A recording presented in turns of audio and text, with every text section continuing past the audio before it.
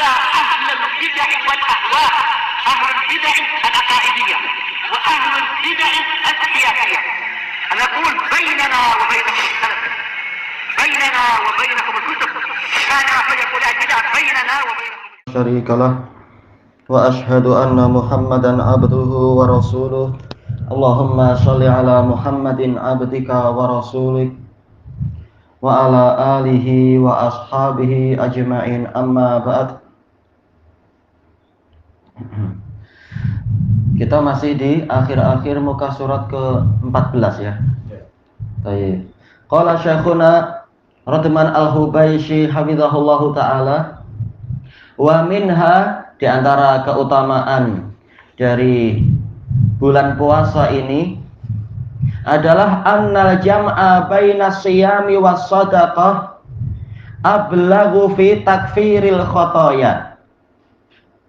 Bahwasanya menggabungkan antara puasa dan sedekah itu lebih kuat di dalam, di sini tertulis tafkir, yang betul takfir, kafnya dulu baru fa, takfir, penghapusan, dalam menghapus kesalahan-kesalahan.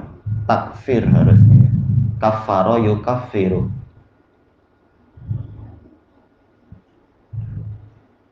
Wattiqai jahannam, dan berlindung dari neraka jahanam. Puasa ini melindungi kita dari neraka jahanam, yaitu apa? Allah memberikan pahala, diantaranya itu. Demikian pula sedekah. Dengan sedekah itu kita dilindungi oleh Allah dari neraka jahanam. Wal muba'adati anha, dan menjauh dari neraka. Semakin banyak amal soleh, semakin terjauhkan dia dari neraka. Wa khususan in dhamma ila dzalika qiyamal lail. Ini kalau kita jadikan pelakunya huwa, tapi kalau dibuat naibul fa'il boleh juga. In dhamma ila dzalika qiyamul lail. Lebih khusus lagi apabila digabungkan kepada puasa dan sedekah tadi adalah sholat malam. Faqad sabata an Rasulillah sallallahu alaihi wasallam annahu qala as-siyamu junnah. Telah pasti dari Nabi sallallahu alaihi wasallam bahwasanya beliau bersabda, puasa itu adalah perisai, perisai dari neraka dan seterusnya. Baik, muttafaqun alaih, dari hadis Abi Hurairah.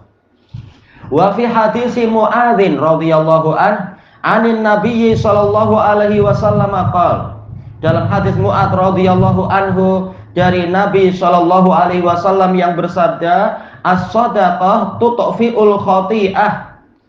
Beliau mengatakan bahwasanya sedekah itu memadamkan kesalahan, kama yutfi'ul ma'un nar, sebagaimana air memadamkan api.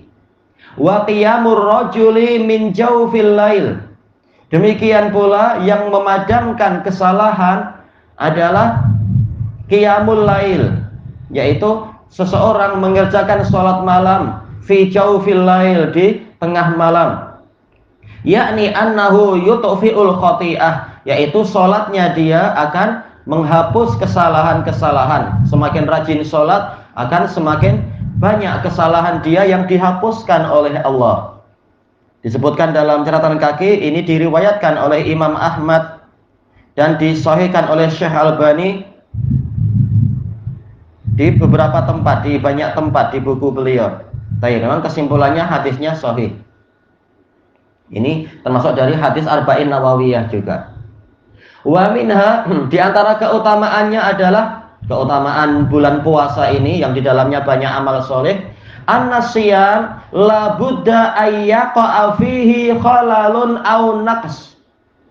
Bahwasanya puasa itu pasti mengalami cacat dan kekurangan. Iya, kita manusia biasa, kesalahan-kesalahan kita ini banyak, ibadah kita tidak sempurna, kita mengakui itu.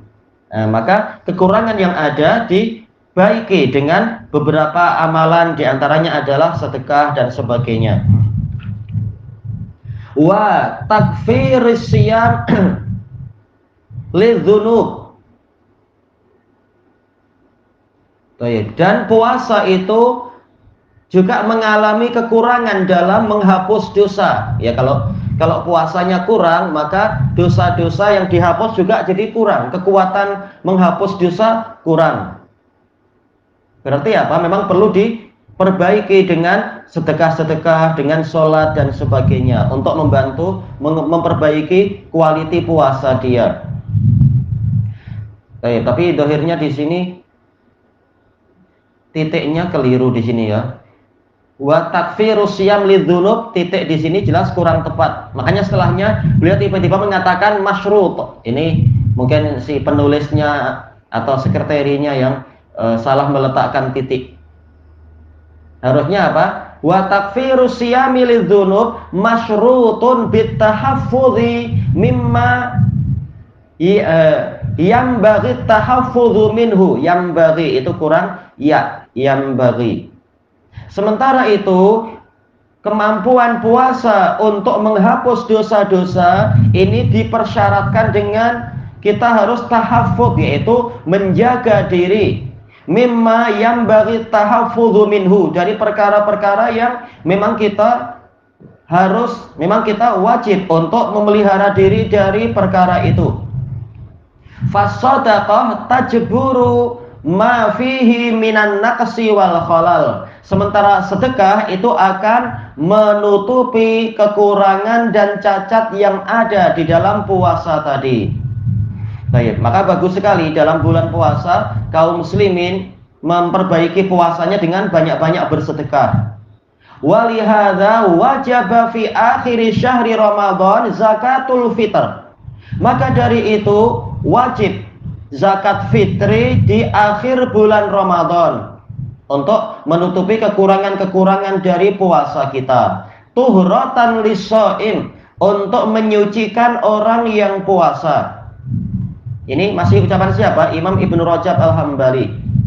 Minal lagwi warrafas, dari kesia-siaan dan kekejian. Wasyamu wasadaqah lahuma madkhalun fi kafaratil iman wa mahdhuratil ihram. Sementara itu kita mengetahui, yaitu kenyataannya dalam syariat sehari-hari ini, puasa dan sedekah ini memiliki jalan masuk untuk menghapus iman. Gimana ini menghapus iman nih? Sepertinya aiman dohirnya. Iya, ini salah, ini aiman, kafaratil aiman, yaitu untuk yaitu apa? Menebus sumpah-sumpah. Ma'ruf, dalam kalau seseorang bersumpah lalu dia ternyata melanggar sumpahnya itu, kafarahnya diantaranya adalah apa? Yaitu memberi makan 10 orang miskin, atau memberikan kepada 10 orang miskin pakaian, atau membebaskan hamba sahaya. Ini semua adalah sedekah. Kalau tidak mampu, maka puasa 3 hari. Ini menunjukkan bahwasanya dua jenis amalan ini memang memiliki nilai yang sangat penting di dalam membayar denda, membayar kafarah terhadap sumpah-sumpah yang dilanggar. Pembayaran terhadap kecacatan tadi adalah puasa dan sedekah. Bukan berarti digabungkan, tapi sedekah dulu, kalau tidak mampu baru berpuasa. Wa mahdhuratil ihram, demikian pula perkara-perkara yang terlarang di dalam ihram. Kalau seseorang melakukan ibadah umrah atau ibadah haji, maka kalau tahu-tahu dia melakukan pelanggaran, belum waktunya tahallul, tahu-tahu dia sudah memotong rambut misalkan, maka dia diwajibkan untuk memberi makan kepada para fuqara, atau kalau tidak mampu ya puasa 3 hari dan seterusnya. Jadi memang di dalam syariat ini puasa dan sedekah memang nilainya sangat penting untuk menghapus kesalahan-kesalahan yang pernah dialami. Ini tadi iman yang betul, aiman. Aiman. Betul. Wa kafaratil wata fi Ramadan. Demikian pula kafarah dari menggauli istri di bulan Ramadan. Pembayarannya juga intinya adalah puasa atau sedekah. Puasa 2 bulan berturut-turut. Wah, ini memang berat sekali. Kenapa? Karena dosanya sangat besar, makanya penghapusannya pun jadi sangat berat. Walaupun kesalahannya hanya 1 hari yang dia batalkan, namun karena ini betul-betul melanggar kesucian Ramadan menurut Imam Malik atau apa yang lain mengatakan karena memang ini sengaja melanggar kewajiban puasa, yang mana puasa itu kata Allah Ta'ala di dalam hadis qudsi tujuannya memang untuk menjauhkan diri dari syahwat-syahwat itu. Ternyata dia sengaja mendatangi syahwatnya di waktu puasa, maka ini dosanya sangat besar. Sehingga kafarohnya, penebusannya berat sekali, yaitu 2 bulan berturut-turut. Tapi masih mungkin untuk dihapus. Penghapusannya apa? Itu tadi, puasa. Atau apa? Kalau dia tidak mampu, maka dia memberi makan sebanyak 60 orang miskin. Karena apa? Seharinya itu nilainya adalah 1 sedekah. Berarti kalau 2 bulan berturut-turut dihitung 60 orang miskin. Baik. Kemudian wa minha, di antara keutamaan bulan Ramadan juga an-shaim yada'u ta'amahu wa syarabahu lillah. Bahwasanya orang yang berpuasa itu dia meninggalkan makan dan minumnya karena Allah, bukan karena takut nanti tahu-tahu fan jenazah datang ke rumah untuk menjemput dia, bukan karena itu, tapi karena Allah. Sementara pemerintah memang apa? Wajib untuk menegakkan syariat. Kalau ada orang sengaja melakukan pelanggaran, boleh untuk pemerintah beri ijtihad, kasih hukuman ini, kasih hukuman itu dan sebagainya. Fan jenazah ini masih ringan. Hukuman di alam kubur itu berat sekali untuk orang yang sengaja membatalkan puasanya. Baik, ketika belum waktunya batal puasa. Fa idza a'ana as-shaimin 'ala taqwa, maka apabila seseorang itu membantu orang-orang yang berpuasa untuk bertakwa, ala ta'amihim wa syarabihim, terhadap makanan dan minuman mereka, yaitu apa? Dibantu untuk berpuasa dan kuat, dikasih makanan ketika sahur, demikian pula dikasih minuman ketika makanan dan minuman ketika berbuka. Ini untuk membantu menguatkan puasa. Kalau sahur membantu menguatkan puasa di hari itu.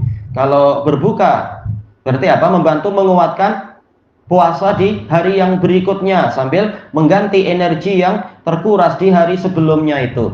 Intinya membantu, untuk membantu orang puasa. Kana bimanzilati man taraka syahwatan lillah. Maka orang yang membantu ini tadi, dia bagaikan orang yang meninggalkan syahwatnya karena Allah.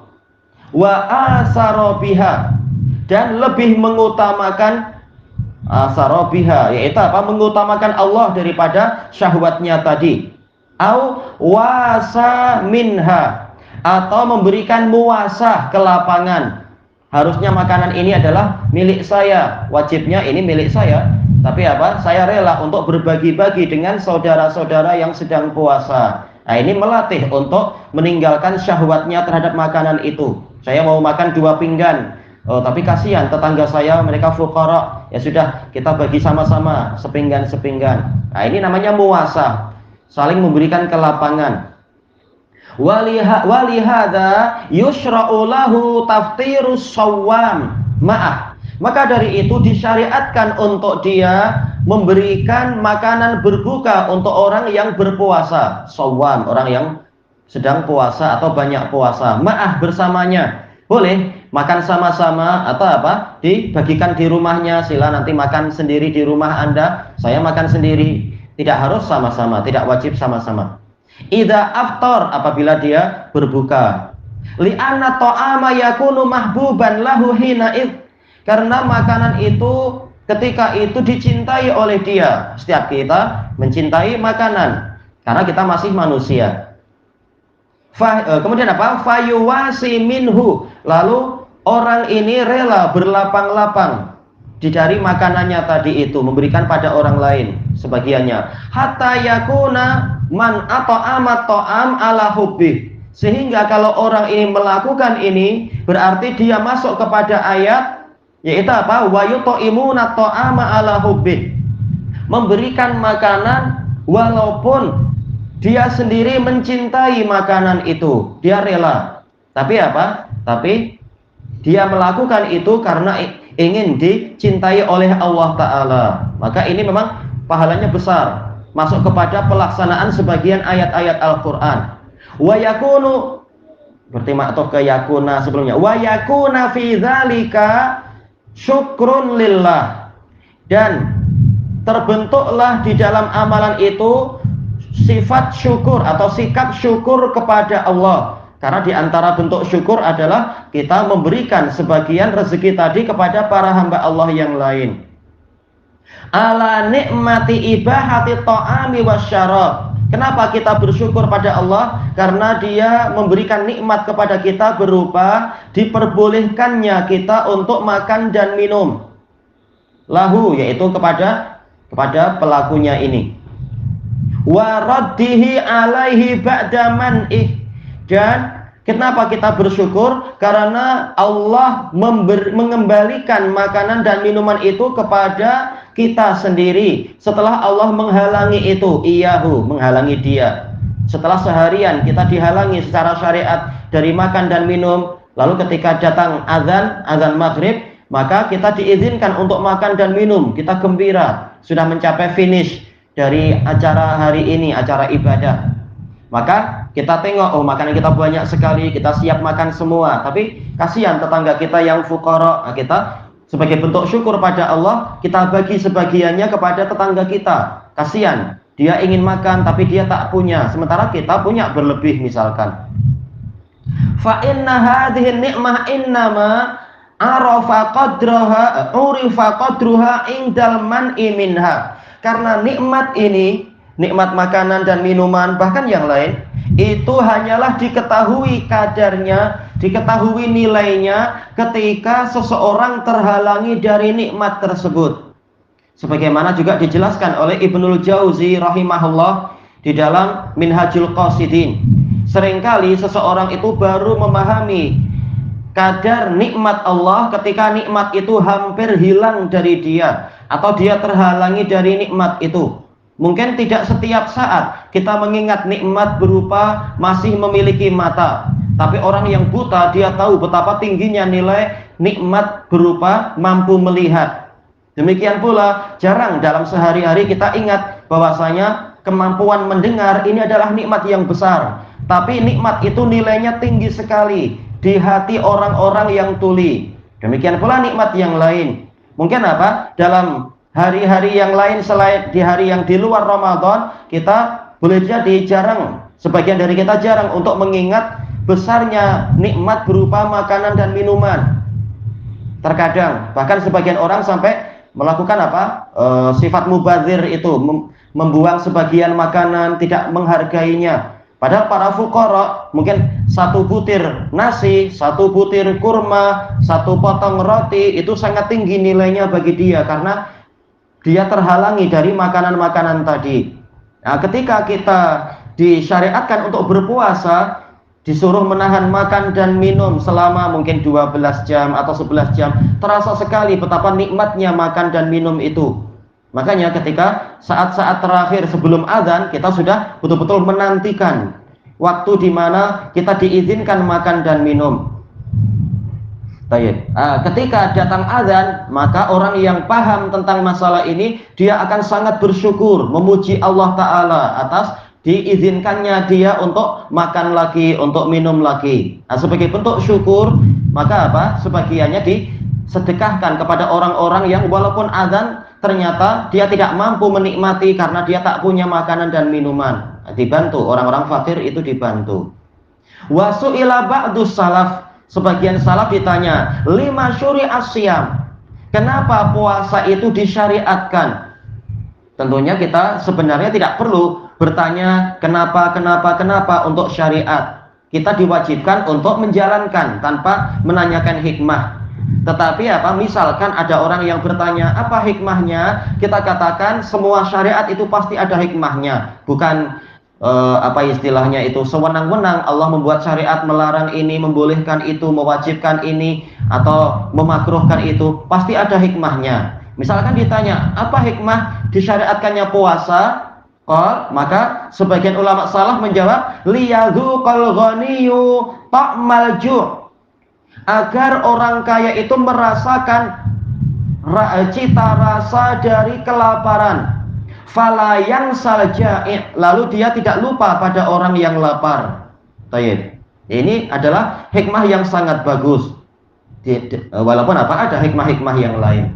Tayyib, ilahuna wallahu a'lam.